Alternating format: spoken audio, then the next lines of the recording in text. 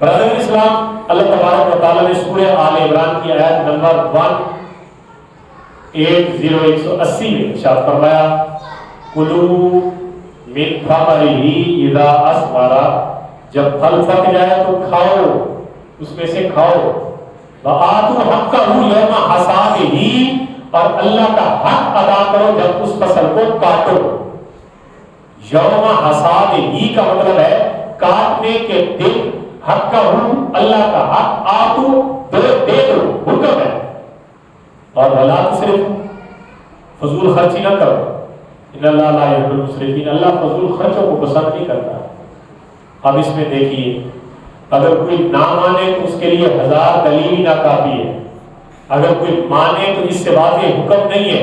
اللہ فرماتا ہے وآتوا حقہ یوم حصادہ، باغ کا پھل پک گیا تب بھی دے، کھیت میں تیری کھیتی پک کے تیرے پاس آ گئی تب بھی اس کو اللہ کا حق ادا کر، حکم ہے، دونوں سنتوں میں۔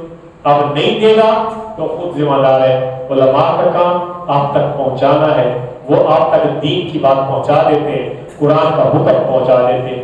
دوسری جگہ سورہ بقرہ میں اللہ رب العزت نے ارشاد فرمایا یا ایھا الذین آمنوا انفقوا من طیبات ما کسبتم ومما اخرجنا لکم من الارض، اے ایمان والو خرچ کرو اپنی پاک کمائی سے، پاک کمائی سے، کمائی کرنا سنت ہے اور پاک کمائی کرنا عبادت ہے، یعنی رزق حلال عبادت ہے۔ اور مزے کی بات یہ ہے کہ جتنے دنیا میں کام ہے نا، بہت سارے اور کام بھی ہے، لیکن یہ جو کاشتکاری ہے نا، کاشتکاری یہ وہ واحد شعبہ ہے جس میں بندہ کوئی زیادہ بےمانی اور حرام کام نہیں کر سکتا، سوائے اس کے کہ جب فصل اس کے پاس آئے اور وہ اللہ کا حق نہ ادا کرے تو وہ حرام ہو جاتا ہے۔ اس کے علاوہ فصل پکنا اور یہ کاروبار کرنا کہ فصل اگانا اور پھر اس کو کھانا اور پھر اس کو بیچنا، اس میں کہیں بھی حرام شامل نہیں۔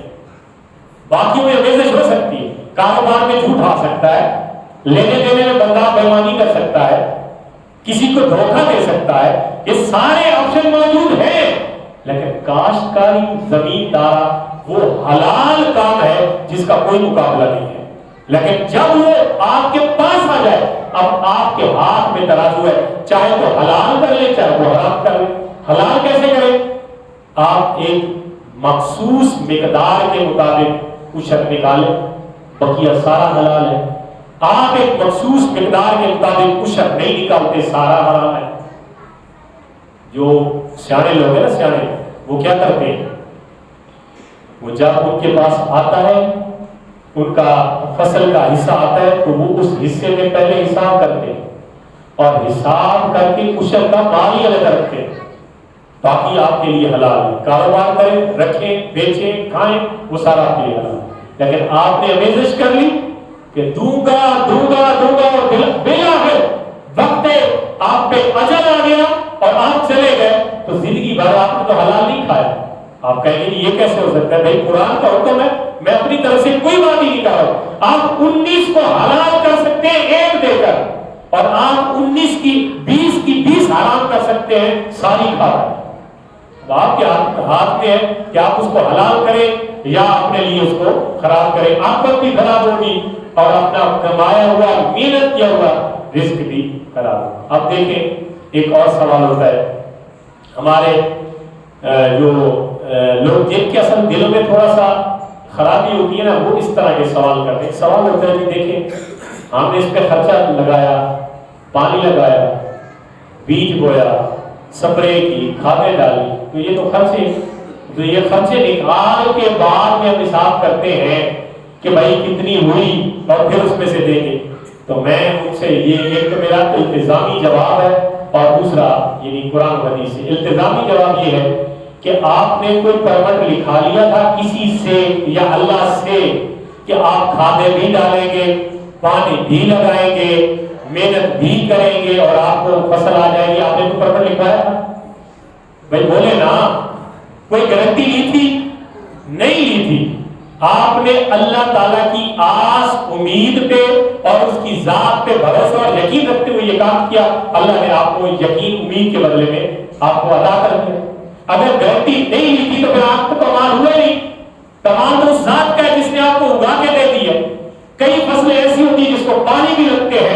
ان کو کھانے بھی ہوتی ہے، سپرے بھی ہوتے ہیں، پھر بھی نہیں ہوتی. کیوں یار؟ آج سے پہلے یہ جو بزرگ بیٹھے یہ بتائیں، یہ تو سہولیات نہیں تھی اتنی زیادہ پیداوار لینے کی، کھادیں، ڈی اے پی، مشینری. لوگ ہاتھوں سے بیج بو کے صرف پانی لگایا کرتے تھے اور کتنی زیادہ اوسط لے لیتے تھے. برکتیں شامل تھیں، دل میں کھوٹ نہیں تھا، بےایمانی نہیں کرتے تھے، لوگوں کے ساتھ ظلم و زیادتی نہیں ہوتی تھی، دل کے کھڑے لوگ ہوتے تھے. اب کیا ہو گیا؟ اب تو یہ ساری سہولیات آ کے استعمال کر کے بھی کچھ نہیں بن پاتا، بڑی مشکل سے ہینڈ ٹو ماؤتھ ہو کے بڑی مشکل سے گزارا ہوتا ہے. تو یہی ہے نا کہ جب سے ہم نے اپنے دلوں کو کنجوسی کی طرف راغب کیا تو پھر یہی ہوگا. اب ہم نے یہ سمجھنا ہے، 5 سوال میں نے دیے، آپ سمجھ لیں، آپ کو عشر کا سارا مثال سمجھ آئے گی. کس فصل کا آپ نے عشر دینا ہے؟ قرآن کریم میں اللہ نے فرمایا مما اخرجنا لکم من الارض. جس فصل سے آپ نے منفعت حاصل کرنی ہے اس کو بیچنا ہے، اس کو کاروبار میں پیسے اس سے لینے ہیں اور پھر اپنے زندگی گزارنی ہے، منفعت حاصل کرنی ہے. وہ باغ پھل کی صورت میں ہو یا کھیت کی صورت میں ہو، جو زمین نکالے گی، زمین آپ کو دے گی. اس میں یہ نہیں ہے کہ گندم اور چنے ہوگا تو گوارے کا نہیں ہوگا، باجرے کا نہیں دیں گے، مسروں کا نہیں دیں گے، نہیں. مما اخرجنا لکم من الارض، قرآن نے قانون اور قاعدہ بیان کر دیا. زمین جو نکال کے تمہیں دے گی، تم نے اس میں سے یا عشر دینا ہے یا نصف عشر دینا ہے. عشر سے مراد 10واں حصہ دینا ہے اور نصف عشر سے مراد 20واں حصہ دینا ہے. 10واں حصہ کس زمین کا دینا ہے؟ جس کو چشمہ یا بارش سیراب کرتی ہے. اور 20واں نصف عشر کس کا دینا ہے؟ جس کو آپ محنت کر کے مول خرید پانی یا ٹیوب ویل وغیرہ کے ذریعے پانی لگا کے آپ فصل حاصل کرتے ہیں. اب آپ کو یہ مسئلہ سمجھ آ گیا.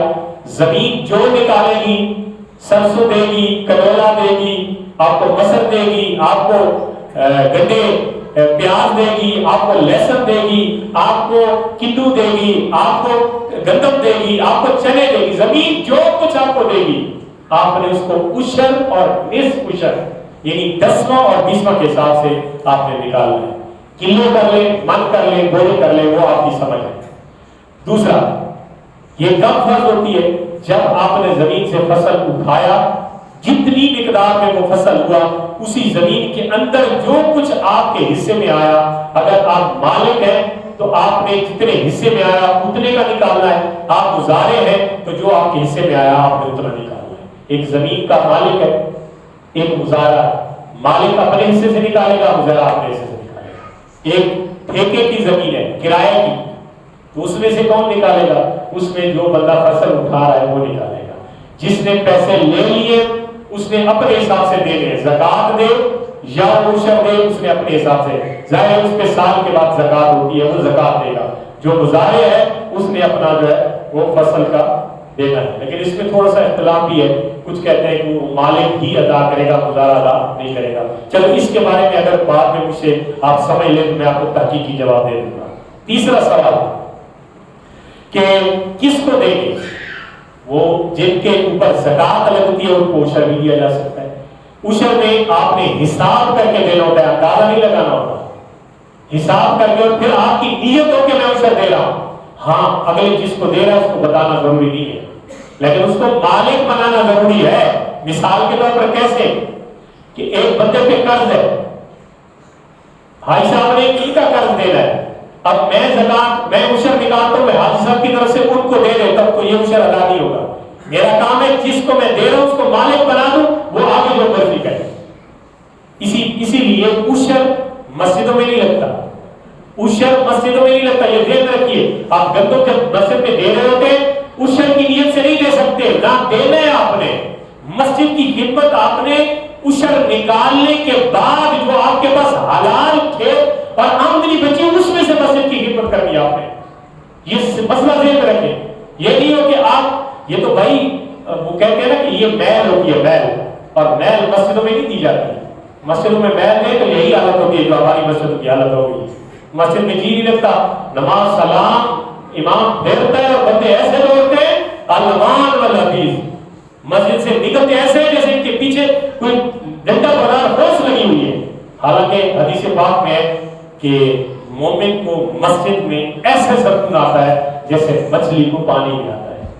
کیا وجہ ہے؟ یہ اندر کچھ ہے نا جس کی وجہ سے مسجد میں سکون نہیں آتا. دوڑتے چلو کسی کے پیچھے نماز نہیں ہوتی تو اکیلی تو ہوتی ہے آپ کی, اکیلے بیٹھ کے پڑھ لے, اللہ کا گھر ہے, اس میں تو کوئی پابندی نہیں ہے نہ دشمنی ہے. تو آپ مطلب مسجدوں میں اس لیے جو میل کا مال دیں گے نا, میل کا, پھر سکون نہیں آتا. حق حلال کی آپ نے روزی میں سے مسجدوں کی خدمت کرنی ہوتی ہے, اور وہ کیا کریں آپ. مسجد کے حالات بھی آپ کے سامنے, مسجدوں کی خدمت کیا کریں. اور تیسری آپ نے کن کو دینا ہے, میں بات بتا رہا ہوں. فقراء, مساکین, غریب, مسافر, طالب علم, ان لوگوں کو آپ نے زکوٰۃ دینی. مدرسے آپ کے قریب قریب جو ہیں ان کا خیال رکھیں. مدرسوں کو آپ ویسے سال میں جو دیتے ہیں وہ آپ کے سامنے آپ کیا جا کے دیتے ہیں. سال کے بعد یہی فصلوں کا موسم ہوتا ہے جو آپ مدرسوں کو خدمت کرتے ہیں طالب علموں کی. تو یہ بھی ذہن میں رکھیے, آپ کے قریبی مدرسے جو ہیں جو آپ کے چل رہے ہیں, آپ کی نظروں کے سامنے آپ ان کی خدمت کیا کریں تاکہ بچوں کی تعلیم عام ہو اور قرآن پڑھنے والا. میں اب سکول میں ہوتا ہوں تو کئی بچے ایسے ہیں جو ابھی جوان ہو رہے ہیں اور وہ قرآن نہیں پڑھتے, نہ ان کو قاعدہ ان کے ماں باپ نے کوئی انتظام کیا پڑھنے کا, نہ ان کا جناب ان کو قرآن آتا ہے. تو بھائی آپ بچوں کو اگر دین سے اتنا ہی دور رکھیں گے کہ ان کو نماز سیدھی, کلمہ, روزہ, نماز نہیں آئے گی, تو کیسے وہ آپ کے لیے دعا کے لیے ہاتھ اٹھائیں گے؟ کیا اس لیے ان کو آپ نے پیدا کیا ہے کہ آپ چلے جائیں گے اور وہ دنیا میں مارے مارے اپنی زندگی گزاریں گے؟ بچوں کی اسلامی تعلیمات کے مطابق ان کی زندگی کی تربیت کریں تاکہ وہ آپ کو دعا دے سکیں. آپ کن کو زکوٰۃ نہیں دے سکتے؟ اپنے اصول اور فروع کو زکوٰۃ نہیں دے سکتے. یعنی کوئی بندہ اپنے نانا, نانی, دادا, دادی ان کو زکوٰۃ نہیں دے سکتا اور اس سے اوپر. اور کوئی بندہ اپنے اولاد کو, بیٹا, بیٹی, ان کو زکوٰۃ نہیں دے سکتا. یہ اصول اور فروع کہلاتے ہیں. یعنی اوپر والی پیڑھی اور نیچے والی جو نسل چلتی ہے دونوں کو زکوٰۃ نہیں دے سکتے. دائیں بائیں دے سکتے ہیں, بہنوں کو, بھائیوں کو, چچا, ماموں, باقی تمام رشتہ داروں کو دے سکتے ہیں. بیوی شوہر کو نہیں دے سکتی, شوہر بیوی کو زکوٰۃ اور عشر نہیں دے سکتا. یہ وہ رشتے میں نے گنوا دیے جن کو نہیں دے سکتے.